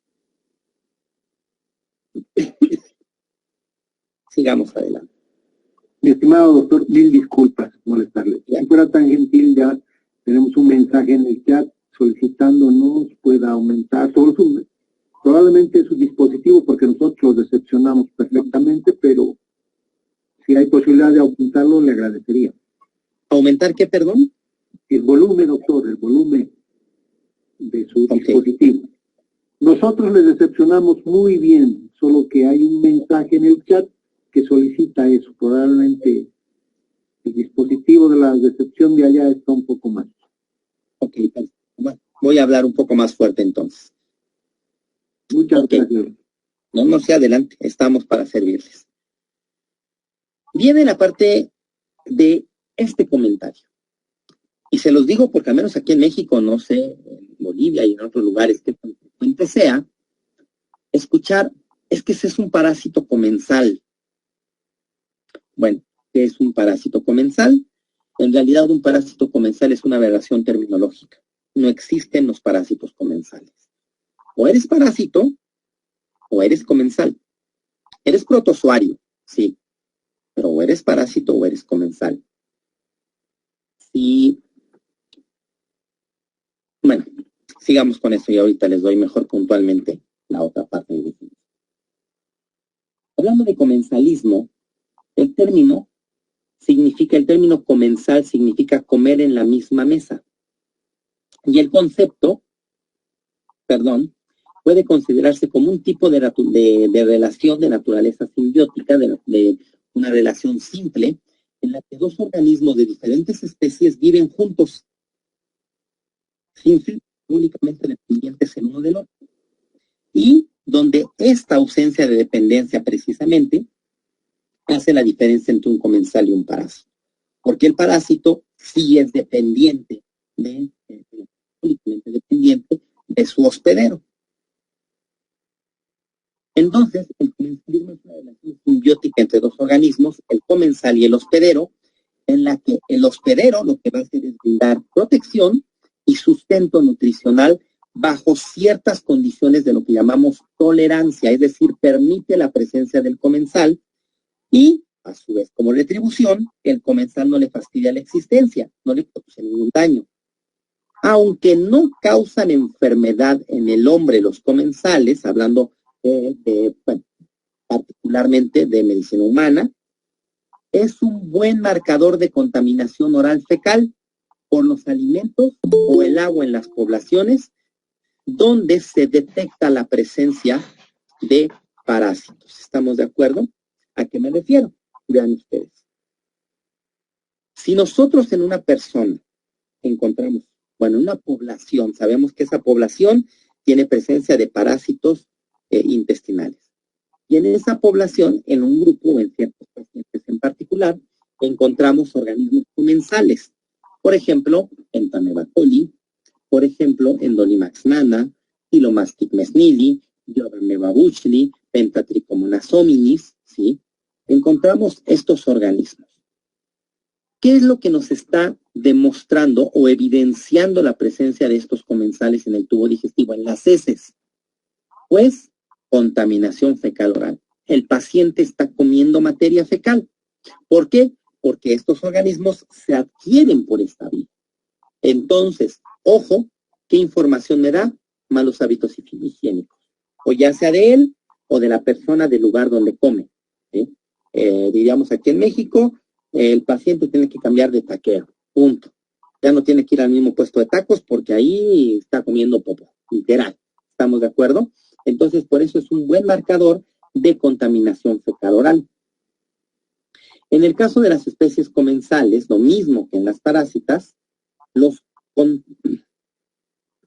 constantes contactos con un hospedero potencial van a conducir a que los visitantes externos, en este caso nuestros parásitos comensales, tengan una forma fácil para poder permanecer. Se genera incluso una tolerancia, como lo habíamos mencionado. Y obvio que esto es más fácil en el caso de los comensales porque no producen daño, no tienen mecanismos de patogenicidad. Alojados en el tubo digestivo, ¿sí? Entonces, estos mecanismos y esta tolerancia les permite contar a los comensales con el espacio y con los nutrientes que les proporciona su hospedero. Entonces, ellos están ahí comiendo en su casita, tienen su lugar y no fastidian. Entonces, el paciente, el hospedero, puede llegar a tolerarlos. Puede llegar a haber un proceso de autolimitación de la infección. Es una infección, sí, porque tengo algo externo viviendo dentro de mí, pero no es una enfermedad. No me enferman, no me dañan. Puede haber condiciones en las cuales la respuesta inmunológica autolimite o bien que esta población comensal sea desplazada por microorganismos, por ejemplo, del tipo bacteriano o, por ejemplo, del tipo fúngico. Y este desplazamiento puede darse en dos condiciones. Patológicas, si es un proceso de disbiosis, ¿sí? O puede ser en condición fisiológica si comienza a poblarse por una microbiota adecuada y saludable el tubo digestivo. Incluso viene una situación importante con relación a los propios comensales que vamos a comentar dentro de unos minutos. Vean ustedes, vamos a tener flagelados como por ejemplo Pilomastic mesnili, Trichomonas intestinalis o lo que hoy llamamos Pentatrichomonas hominis, Retortamonas intestinales, Enteromonas hominis. Este nombre lo puse porque todavía se maneja en muchas literaturas viejitas y pues es importante mencionar la cuestión de los cambios de nomenclatura. Iodamoeba bushley en el caso de las amibas, Endolimax nana, Entamoeba coli, aquí le falta su diéresis, perdón. Los flagelados, por ejemplo, este es Pilomastic mesnili, es un organismo donde el trofozoito tiene forma piriforme, tiene un solo núcleo, tiene esta estructura que se llama citostoma, que es literal una boca a través de la cual se alimenta, tiene sus flagelos, tiene 3 flagelos y presenta una estructura quística en la cual observamos una morfología peculiar porque es como si fuera una estructura redondita y con una como chipotito en el otro extremo. Le decimos aquí en México como forma de un limón, esos limones rey o de Lima, ¿no? Por ejemplo, ven ustedes las tricomonas con su característica de sus flagelos, su membrana ondulante, su axostilo, y que podemos nosotros observar incluso en la materia fecal. ¿Estamos de acuerdo? Ven ustedes las características con respecto a los tamaños, por ejemplo, de 5 a 15 micrómetros. Su movilidad es rápida en varias direcciones, su forma es piriforme.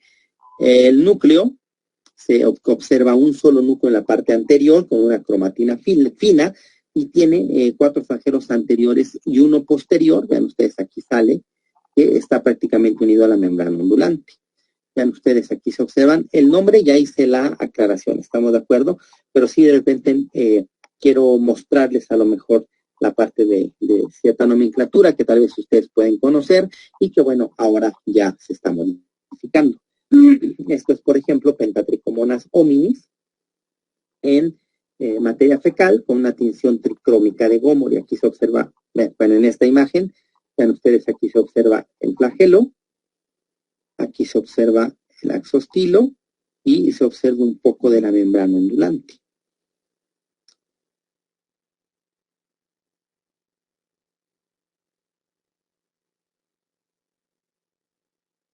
Vean ustedes en este video, observamos trofozoitos de Pentatrichomonas hominis.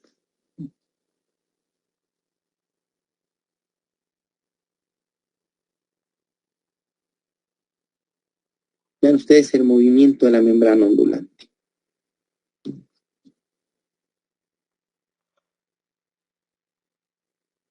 Se observa el axostilo un poco. No se alcanzan a ver también los flagelos, pero el movimiento de la membrana ondulante es sumamente característico.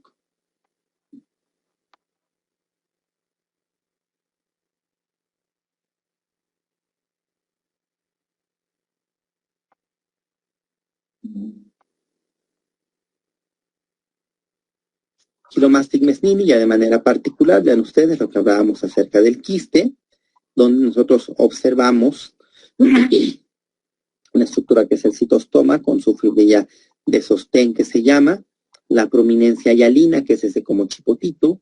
Hablando del trofozoito, presenta sus tres flagelos anteriores, la parte anterior, el núcleo, el citostoma con su fibrilla de sostén, esa estructura intermedia que permite sujeción, el flagelo posterior, ¿sí? Tiene sus flagelos, sus tres flagelos anteriores, y tiene unas dimensiones de entre 7 a 12 micrómetros. Vean ustedes el tamaño, es de 6 a 24 micrómetros para el trofozoito, de 6 a 10 micrómetros para el quiste. Su movilidad es rotatoria, este organismo va así como girando como en forma de tornillo, prácticamente cuando se va desplazando. El quiste no tiene movilidad porque no tiene ningún apéndice, ninguna estructura,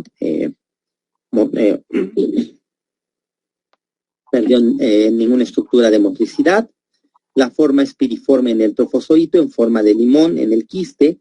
El núcleo, el trofozoito tiene un solo núcleo con cromatina periférica y tiene el quiste 1 también, y en los dos se aprecia el endosoma o cariosoma central.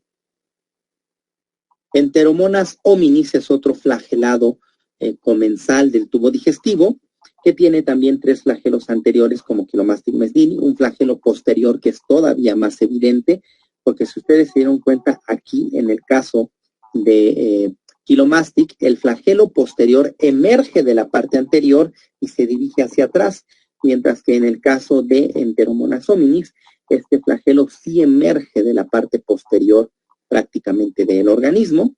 Tiene un núcleo con un cariosoma, un axostilo, que es mucho más fino que el de Pentatrichomonas hominis, mientras que el quiste es una estructura que tiende a ser más o menos de redonda, bueno, de esférica a elíptica, porque estamos hablando de estructuras tridimensionales, y tiene 4 núcleos, son estructuras tetranucleadas con un cariosoma central. Vean ustedes, estos son los quistes de Chilomastic mesnili. Esta diapositiva, perdón, esta diapositiva iba después de esto. Algo pasó y se me movió. Por su parte, Retortamonas intestinalis tiene un quiste que presenta solamente un axonema que está por arriba del núcleo. Tiene 2 flagelos, únicamente 2 flagelos, uno que se dirige hacia adelante, anterior, y uno posterior, y tiene también un citostoma. Por su parte, las amibas, tenemos diferentes especies de amibas, incluso ahora en la actualidad se maneja lo que se conoce como el complejo entameba. ¿Por qué? Porque dentro de las amibas tenemos el género entameba, y dentro del género entameba hay varias especies que no son distinguibles morfológicamente de manera muy fácil. Entonces se ha generado como un complejo. Todavía no es algo completamente aceptado, pero es una sugerencia que existe. El que en vez de manejar especies separadas, como no podemos determinar, y ojo, incluso hasta midiendo, con toda precisión si se trata de una especie u otra, entonces se ha sugerido que se maneje como complejo entameba. Por ejemplo, tenemos estructuras en su morfología como es la presencia de un trofozoito completamente amorfo, con proyecciones citoplásmicas que pueden ser regulares o irregulares. Tenemos el citoplasma dividido en dos partes, la parte interna que se denomina endoplasma, que es granulosa, sucia, es donde están todos los organelos, donde está toda la parte de la maquinaria de síntesis proteica, que finalmente va a ser también la responsable de la proyección de los pseudópodos. Podemos observar algunas estructuras fagocitadas como eritrocitos, bacterias, y tenemos la parte hialina externa que es el llamado ectoplasma. Tenemos los quistes con características nucleares que pueden tener uno o varios núcleos, incluso los trofozoitos pueden tener uno o dos núcleos si los agarramos en proceso de división, ojo con esto, y van a tener la característica de que parte de la cromatina se va a condensar y se va a replegar al borde de la membrana nuclear. Y esto va a hacer que la orilla del núcleo sea sumamente evidente. No por la membrana, no estamos viendo la membrana, sino estamos viendo la cromatina que prácticamente está replegada a la periferia interna de la membrana nuclear. Entonces, se llama a esta estructura cromatina periférica, mientras que a esta estructura puntiforme que se encuentra inmersa en el núcleo y que puede tener localizaciones particulares, se le denomina cariosoma. Esta estructura no es otra, bueno, cariosoma o endosoma, en protozoología es más común llamarle cariosoma, y en realidad en términos de la biología celular, no es otra cosa más que un nucleolo. Es esa zona, esa estructura en la cual se empieza a producir ARN mensajero. Pueden tener estructuras como son estas llamadas barras cromatoides, que tienen morfologías diferentes. Pueden ser completamente aguzadas, pueden ser estructuras especuladas, así como fragmentadas, como en estos casos. Diferentes morfologías, pueden tener diferentes números de núcleos, y eso pues me da una orientación más o menos a la identificación de la especie. Y bueno, dentro del género hay algunas especies que sí son morfológicamente muy diferentes. Tenemos, por ejemplo, en este caso, vean ustedes, a Entamoeba dispar, que es la comensal. No vamos a mencionar aquí Entamoeba histolítica, porque esa sí es patógena, ¿estamos de acuerdo? Pero sabemos que es morfológicamente indistinguible con Entamoeba histolítica. Tiene su membrana plasmática, su citoplasma es denso, sobre todo la parte del endoplasma, su cromatina periférica y su cariosoma central. Vean ustedes, aquí se observa precisamente la cromatina periférica y su cariosoma, una preparación teñida, y estos son trofozoitos sin teñir. El Entamoeba dispar presenta una estructura que se denomina prequiste, y es una estructura que tiene solamente un núcleo, es una estructura uni o mononucleada. Esta estructura finalmente es no ya un quiste propiamente dicho con la pared celular, la pared quística completamente sintetizada y cubriendo la estructura, pero sí es una estructura que comienza a engrosarse o a formarse esa cubierta gruesa, y es una estructura que se ha vuelto esférica y solamente encontramos un núcleo. A esto le llamamos precisamente prequiste, ¿estamos de acuerdo? En el caso de los prequistes es muy común encontrar prácticamente esta condensación de glucógeno, que puede bien verse dentro de una vacuola bien formada o disperso en el citoplasma. Y esto no es otra cosa, pues, más que reservorio de energía, carbohidratos que están ahí para obtener energía. Puede tener también estas estructuras, que son las cromatoides, y que no son otra cosa más que acúmulos de ribosomas. ¿Sí? Estos barras cromatoides, en el caso de Entamoeba dispar, son redondeadas en los extremos, ¿vale? Imagínense ustedes la cantidad cantidad de ribosomas que tiene este organismo que llegan a condensarse tanto que forman estas estructuras que son visibles al microscopio con una tinción. Ustedes, cuando este prequiste ha madurado, entonces se convierte en una estructura tetranucleada, es decir, con 4 núcleos. Por su parte, Entammeba coli tiene un citoplasma granuloso, tiene una cromatina periférica, pero el cariosoma o endosoma es prácticamente excéntrico, está replegado hacia el borde de la membrana nuclear y tiene una gran cantidad de bacterias ingeridas. Es mucho más grande que Entammeba dispar, es de 50 a 70 micrómetros más o menos en promedio. Sus pseudópodos son muy, ¿cómo podemos decir? No son unidireccionales. Son pseudópodos que finalmente se pueden proyectar, se pueden emitir en múltiples direcciones. ¿Estamos de acuerdo?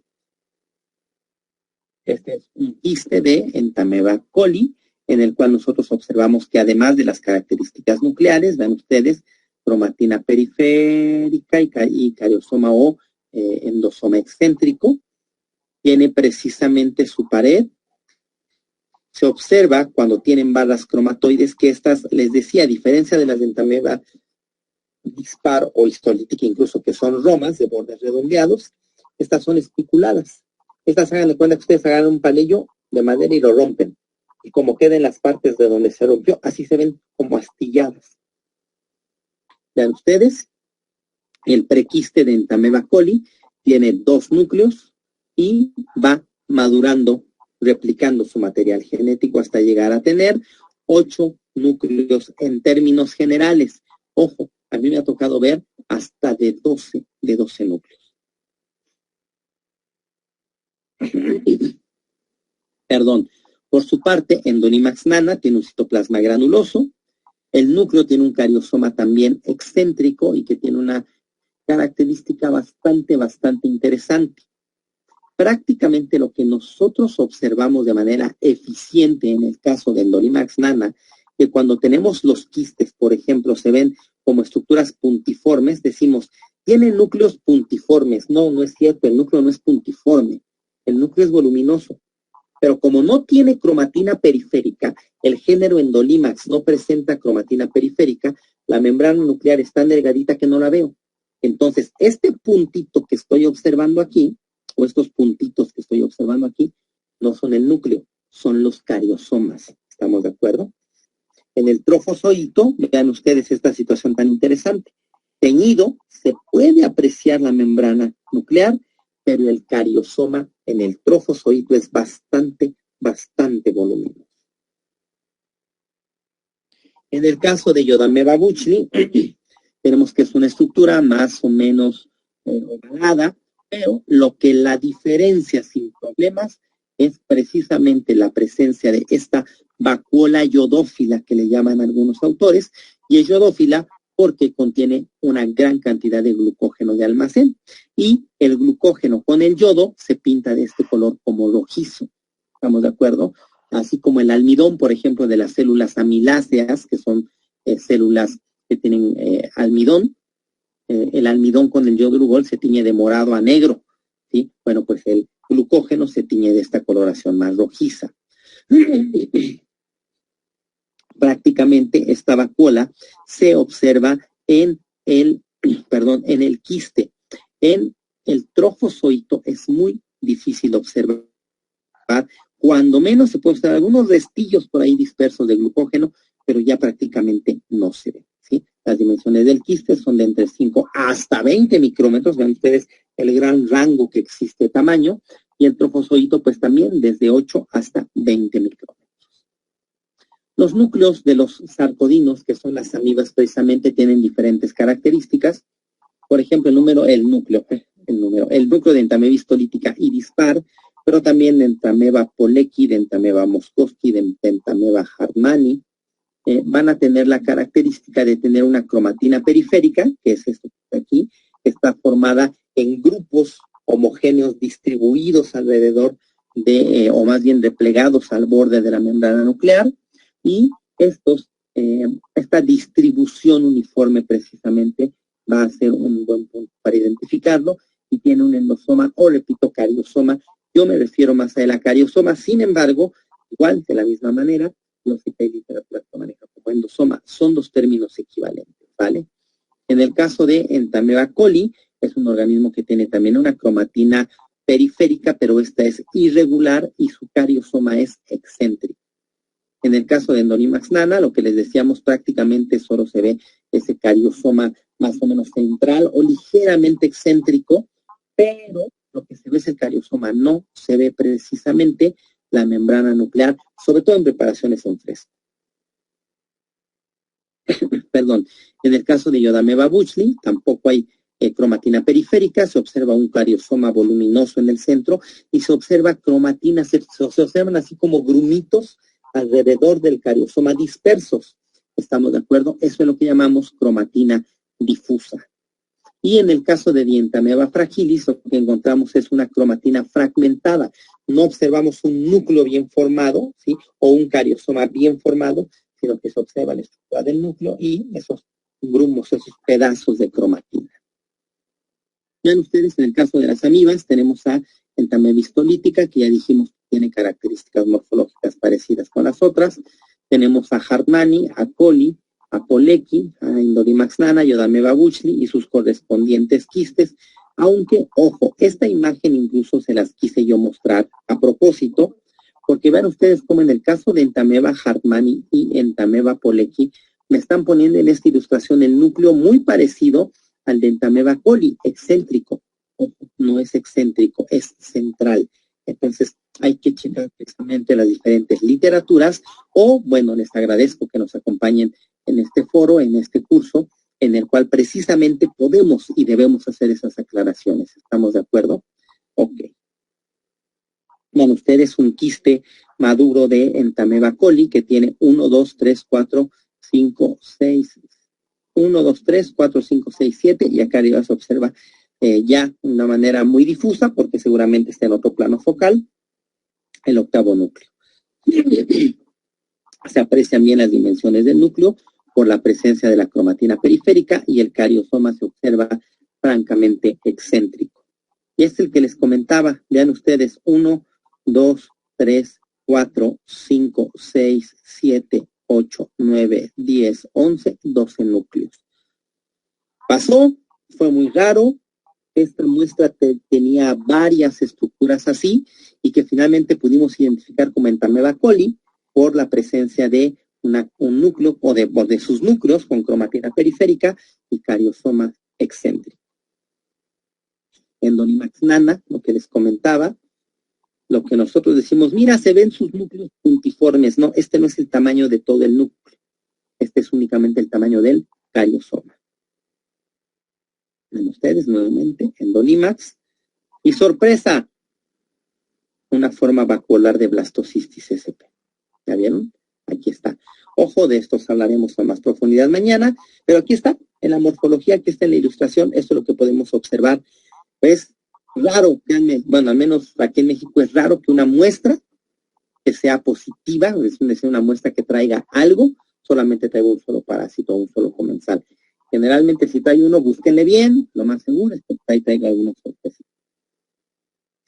Vean ustedes, aquí tenemos a Chilomastic mesnili, el trofozoito. Aquí se observan dos flagelos, miren, ya vieron, es la misma estructura, solamente que en un plano focal diferente se observan los flagelos.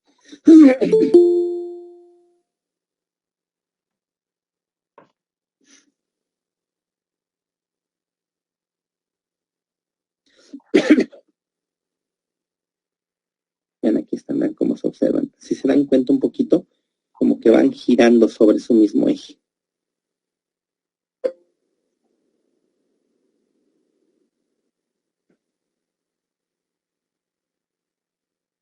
¿Ya vieron? Está otro.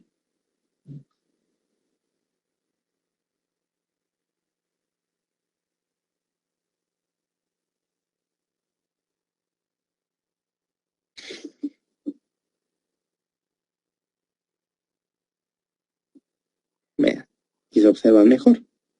aquí estaban más activos todavía. Y vean cómo se ve así, como que van girando sobre su propio eje, como tornillitos dando vueltas.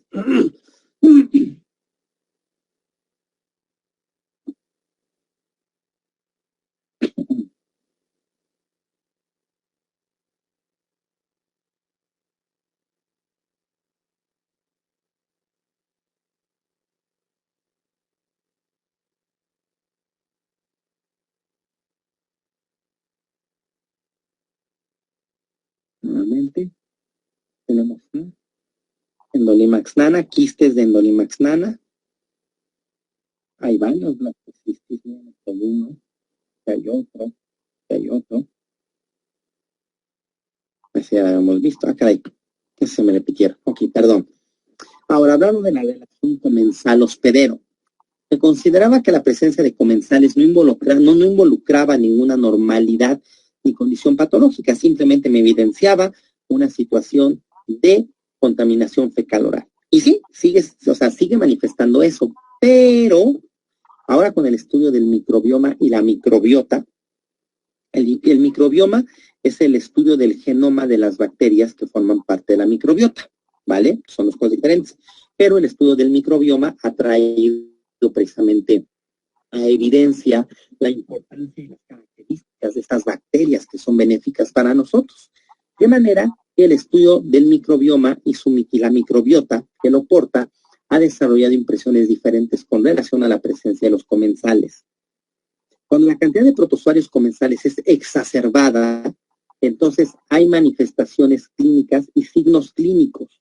Sí puede haber una persona con diarrea, con dolor abdominal, con distensión abdominal, con ciertas situaciones de manifestaciones clínicas y que nosotros encontremos quistes de Entamoeba coli, trofozoitos y quistes de Chiromastic mesnei, de Endolimax nana. ¿Qué es lo que está sucediendo si se supone que estos organismos no tienen mecanismos de patogenicidad, no tienen capacidad de enfermar?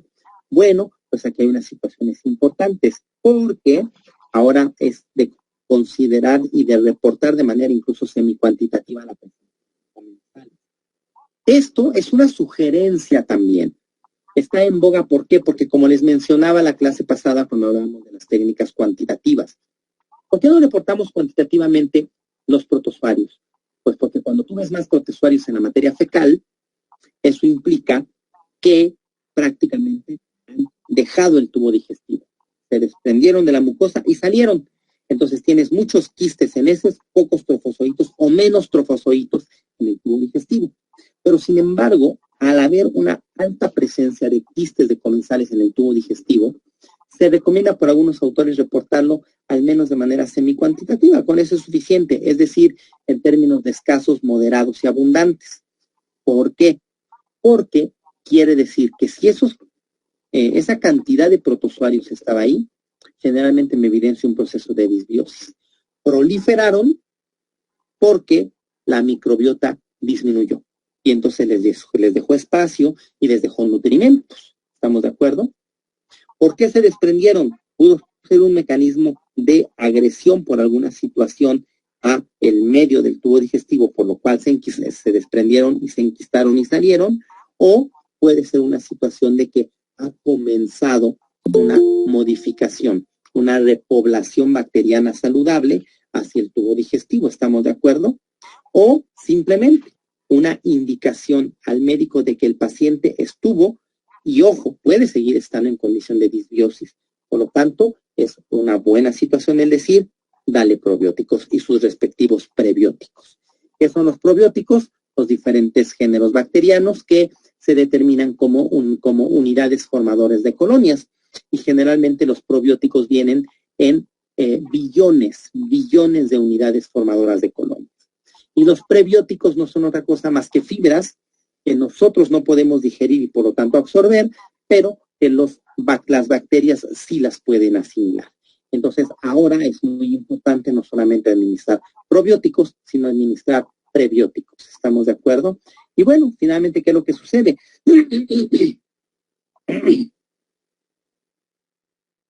Si bien es cierto que la respuesta inmune puede ser capaz de autolimitar el proceso de colonización de los comensales del tubo digestivo, si se le da probióticos y prebióticos al paciente, se acelera el proceso y se tiende al equilibrio.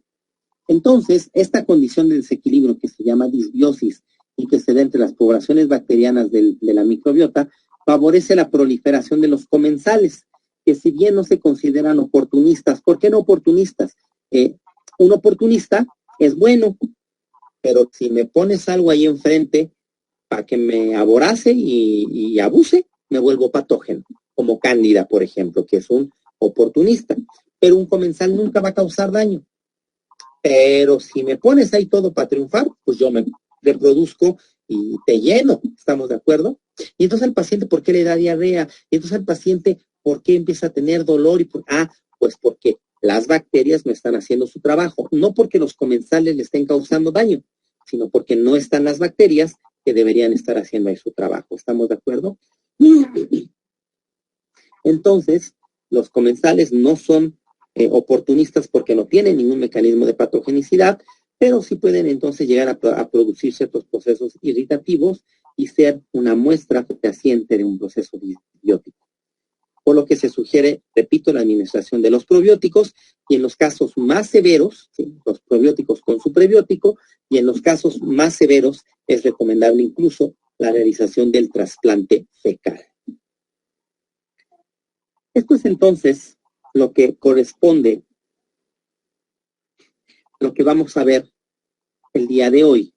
Ya hablamos entonces acerca de las tinciones, que fue el tema que me disculpo nuevamente y les agradezco que se quedó pendiente de nuestra clase pasada. Y la parte de los protozoarios comensales. Como les decía, el día de mañana primero nos vamos a hablar acerca de los protozoarios parásitos del tubo digestivo y vamos a hablar acerca de los helmintos del tubo digestivo. No voy a profundizar mucho con relación a la patogenicidad y ciertas cuestiones, porque bueno, la situación es más breve, ¿sí? Básicamente la parte del diagnóstico, bueno, para esto la morfología, pero sí, de hecho mañana vamos a ver prácticamente únicamente imágenes, donde vamos a hablar acerca de a qué estructuras corresponde lo que estamos observando, qué parásitos, qué cuadro clínico puede tener el paciente y algún otro detalle muy particular, pero importante de cada uno de los organismos. ¿Estamos de acuerdo? ¿Alguna pregunta con respecto a lo que vimos el día de hoy?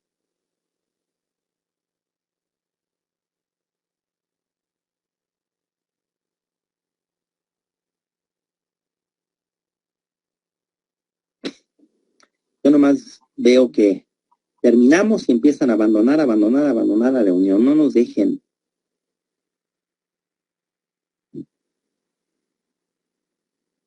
¿Alguna pregunta, chicos?